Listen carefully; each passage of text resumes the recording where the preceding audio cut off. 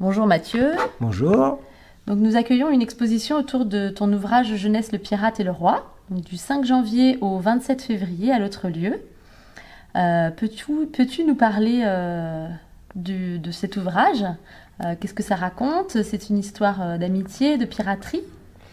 C'est effectivement une histoire de pirate, mais qui est un peu particulière parce que c'est un roi qui va être amené à rencontrer un pirate et qui va être isolé avec lui en fait sur une île. Et, euh, et donc en fait, ils vont se retrouver à devoir cohabiter, à trouver leur façon de fonctionner. Surtout que voilà, pour un roi, un pirate, c'est pas très très intéressant. Enfin, ça fait plus peur qu'autre chose. Donc voilà, donc va y avoir voilà, un rapprochement entre les deux personnages. En fait, c'est une histoire un peu d'amitié. Et puis aussi un rapprochement physique, parce que le roi au départ est très très gros. Et voilà, quand on est sur une île déserte, on mange un peu moins. Donc voilà. Donc en termes d'illustration, donc est-ce que tu peux nous parler un peu de la technique utilisée? Alors là, c'est une technique que j'ai utilisée il y a très longtemps sur mes tout premiers livres et que j'avais pas tellement réutilisée depuis. En fait, c'est au pinceau et à la brosse avec de l'encre. Donc sur papier, alors que j'ai une partie de mes albums qui sont faits pratiquement exclusivement sur ordinateur.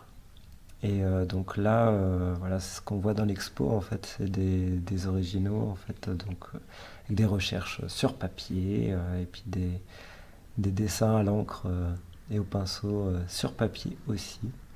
Et après, il y a une partie de la mise en couleur, en fait, qui est faite sur ordinateur. Une partie de la mise en couleur, ça veut dire que Comme il y a une partie, en fait, comme le trait, il est d'abord au pinceau, donc assez propre, et après je repasse avec une brosse pour salir un peu le trait, comme ça se passe sur une île déserte, c'est pas très très propre comme endroit, donc il fallait trouver une ambiance qui soit voilà, pas trop propre justement. Et puis aussi, comme c'est avec un roi, un pirate, voilà, c'était pas trop récent, donc il fallait un truc qui fasse un peu marqué en fait au niveau de l'image. Et donc cette teinte, elle est un peu marron en fait, c'est une encre qui sert normalement pour noircir les meubles.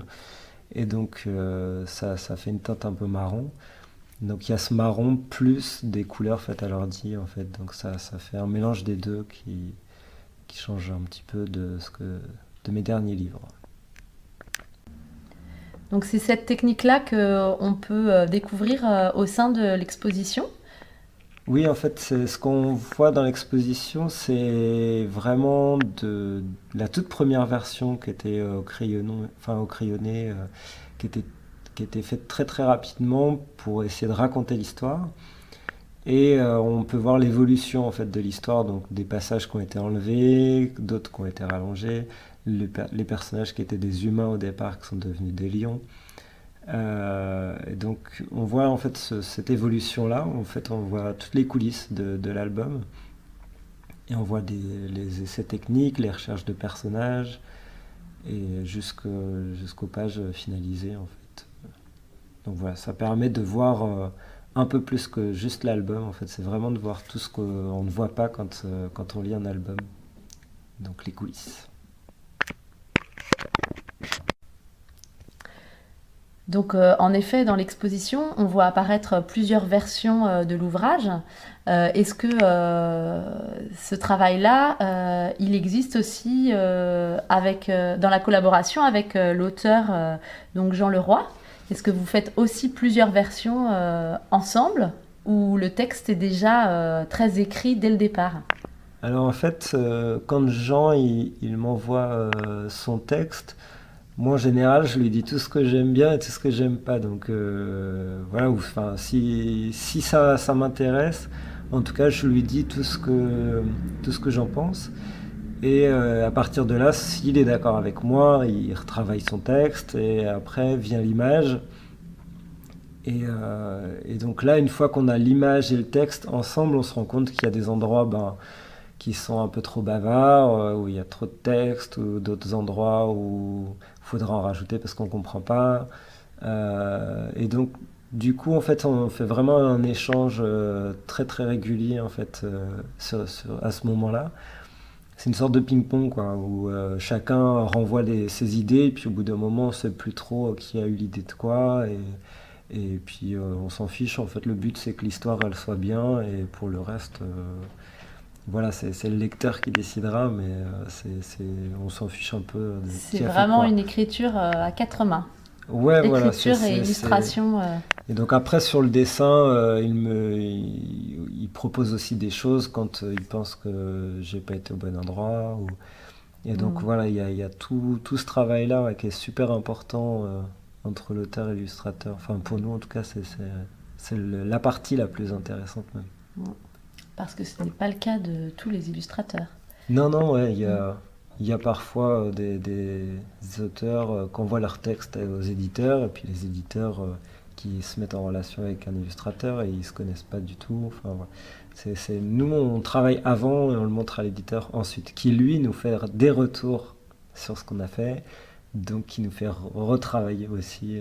Donc des fois tout reprendre à zéro, comme on peut le voir dans l'exposition. Donc peux-tu nous parler brièvement de ton parcours? Est-ce que tu as toujours fait ce métier-là d'illustrateur? Bah, j'ai toujours dessiné comme je pense tous les illustrateurs.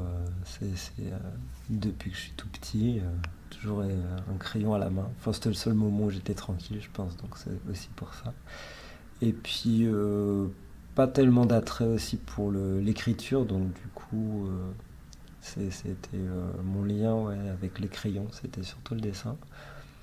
Et après, voilà, en grandissant, je dessinais toujours beaucoup. Puis j'ai fait une école de graphisme sur Nantes.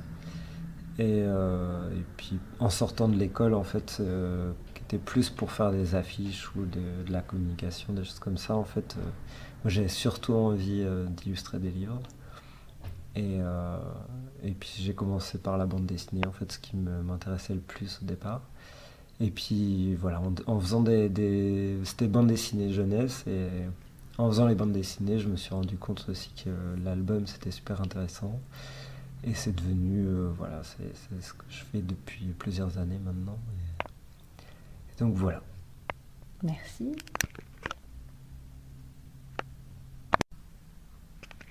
Et pourquoi avoir fait ce choix d'illustrer plutôt en direction des enfants que des adultes ou des plus grands? Alors au départ, c'est pas vraiment un choix, c'est surtout lié à mon dessin. En fait, enfin, voilà, on a tout le temps des limites. En fait, il y a des personnes qui vont dessiner très réalistes et qui sont très forts là-dedans, et puis qui sont pas attirés vers autre chose. Et moi, c'était pas trop ce qui m'intéressait, et donc au fur et à mesure, mon dessin a été de plus en plus simplifié. Et comme ma mère était assistante maternelle et que j'ai tout le temps été avec des tout petits, ça a dû faire un petit mélange qui fait que voilà, mes albums ont été de plus en plus pour les petits, voire les très très petits. Et donc voilà, quoi, ça s'est vraiment fait et par le dessin d'un côté, et puis par les projets qui sont allés dans cette direction-là, sans vraiment le chercher en fait. Donc peux-tu nous parler de tes projets actuels? Alors là, en ce moment, je suis en train de finir un livre qui s'appelle L'enfant parfait. Donc c'est à peu près pour le même âge que Le Pirate et le Roi, peut-être un petit peu plus petit. Et donc là, je suis vraiment juste en train de finir la couverture. Donc c'est vraiment quand j'ai terminé. Je finis toujours par la couverture. Et après, ça va être de se lancer dans les nouveaux projets. Donc là, je sais pas encore complètement. Enfin, j'en ai quelques-uns qui sont lancés, qui sont acceptés par des éditeurs. Donc, il va falloir que je commence à dessiner sérieusement. Et, euh, et donc voilà, pour le moment, c'est encore un petit peu flou. Et puis ça va sortir dans très longtemps. Mais Et la sortie de l'enfant parfait est prévue pour le printemps, il y en le a printemps. trois de prévus au printemps. Il y a l'enfant parfait, la suite du Panier, qui était un petit roman première lecture dans la collection Mouche. Et donc là, ça va s'appeler Le Retour de l'ogre. Donc ça va faire frémir ceux qui connaissent le Panier. Et un autre qui est pour les tout petits, en tout cartonné, dans la collection Loulou et compagnie, et qui s'appelle Bonjour Pompier. Donc voilà, pour les choses que vous pourrez voir prochainement. Très bien. Bah, merci beaucoup. Nous pourrons retrouver donc Mathieu Maudet lors d'une séance de dédicace à la médiathèque le vendredi 29 janvier à 18h. Puis pour la soirée conte dessiné le vendredi 26 février à 18h aussi.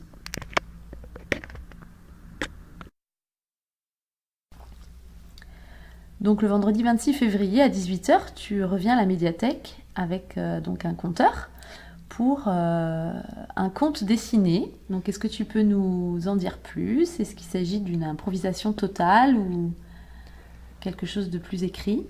Alors en fait, c'est un conteur qui s'appelle François Doucet et que j'ai déjà vu plusieurs fois en fait conter sur des soirées où lui comptait plus avec des instruments de musique, enfin surtout avec des copains qui faisaient de la musique.